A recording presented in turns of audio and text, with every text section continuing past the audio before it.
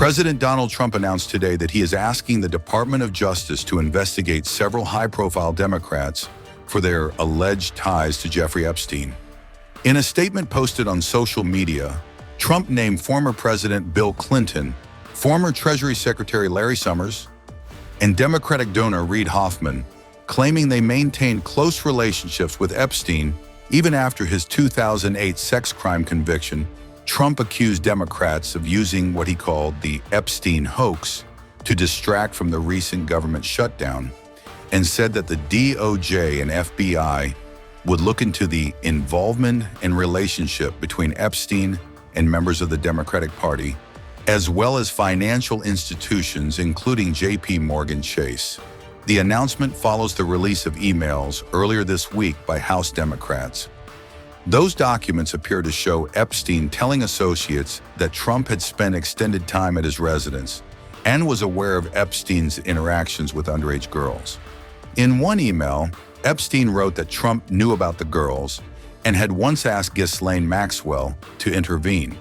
Republicans responded by releasing their own set of emails from Epstein's estate, which also referenced Trump but did not provide direct evidence of misconduct.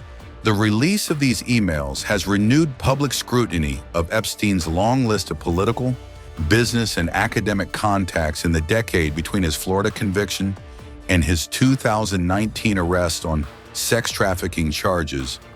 The White House reaffirmed today that Trump had no involvement in Epstein's criminal activity. Officials say Trump ended his association with Epstein in the mid-2000s after a dispute involving a Mar-a-Lago employee. Press Secretary Caroline Leavitt said the newly released documents prove absolutely nothing and called the claims politically motivated. I have your statement about the new Epstein emails that have been released by House Democrats. Separate from why you believe the emails were made public, can you address their substance?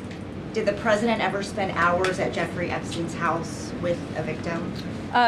These emails prove absolutely nothing other than the fact that President Trump did nothing wrong. And what President Trump has always said is that he was from Palm Beach, and so was Jeffrey Epstein. Jeffrey Epstein was a member at Mar-a-Lago until President Trump kicked him out because Jeffrey Epstein was a pedophile and he was a creep.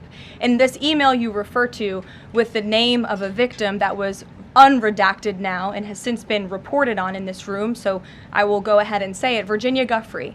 And it was CBS's own reporting, Ouija, that recently wrote that Miss Giuffre maintained, and God rest her soul, that she maintained that there was nothing inappropriate she ever witnessed, that President Trump was always extremely professional and friendly to her. And so I think it's a question worth asking the Democrat Party, and you should all go ask them after this briefing, of why they chose to redact that name of a victim who has already publicly made statements about her relationship with Jeffrey Epstein and is unfortunately no longer with us. Mary. Thank you, Gavin. Two questions on this. In the interest of transparency, why not just go ahead, release the full files on Epstein, get this all over with? This administration has done more with respect to transparency when it comes to Jeffrey Epstein than any administration ever. In fact, this administration, the Department of Justice, has turned over tens of thousands of documents to the American people. We are cooperating and showing support for the House Oversight Committee. That's part of the reason you are seeing these documents that were released today, because of the House Oversight Committee's and Republicans' efforts to get these out to the public. This administration also moved, the Department of Justice also moved to unseal grand jury testimony, which we know, unfortunately, a judge declined those requests. So this administration has done more than any, and it just shows how this is truly a manufactured hoax by the Democrat Party. For now, they're talking about it all of a sudden because President Trump is in the Oval Office. But when Joe Biden was sitting in there, the Democrats never brought this up. This wasn't an issue that they cared about because they actually don't care about the victims in these cases. They care about trying to score political points against President Trump, as we have, of course, seen with this government shutdown. And this entire thing, again, it's not a coincidence to the American people at home. There are no coincidences in Washington, D.C. And it is not a coincidence that the Democrats leaked these emails to the fake news this morning ahead of Republicans reopening the government. This is another distraction campaign by the Democrat and the liberal media, and it's why I'm being asked questions about Epstein instead of the government reopening because of Republicans and President Trump. But given your Reagan. interest in transparency, Caroline, why are White House officials then meeting with Representative Boebert in an effort to try and get her to not sign this petition calling for the release of the files? Doesn't it show transparency that members of the Trump administration are willing to brief members of Congress whenever they please? Doesn't that show our level of transparency?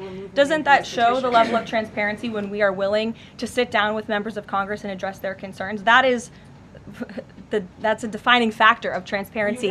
Having discussions with members of Congress about various issues, and I'm not going to detail conversations that took place in the Situation Room in the press briefing room. Reagan. I have a question about the government shutdown. Thank you. The Middle East. I'm glad someone does. First, on the government shutdown, the shutdown deal reverses the administration's reps, and it also prohibits more from happening until the end of January.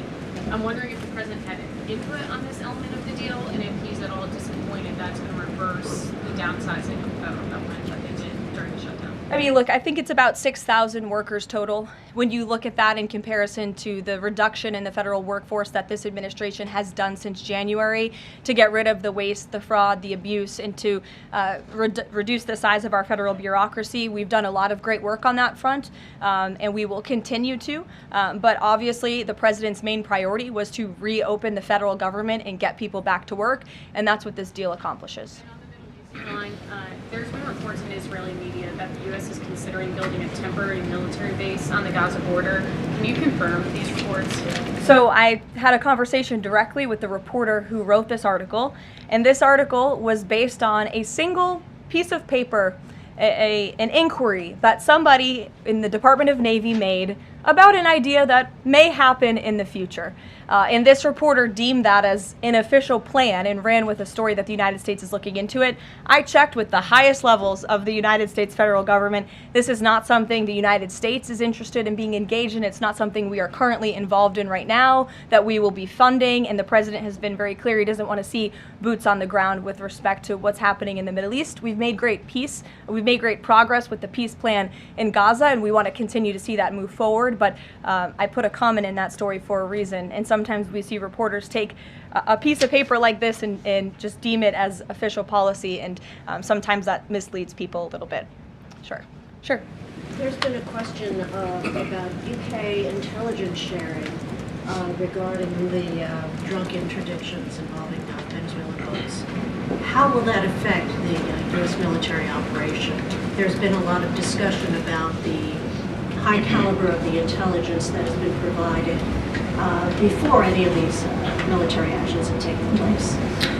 I've seen that report. Oh, hello. I've seen that report. I'm familiar with the reporting, but we don't comment on intelligence matters, classified intelligence matters, as you know.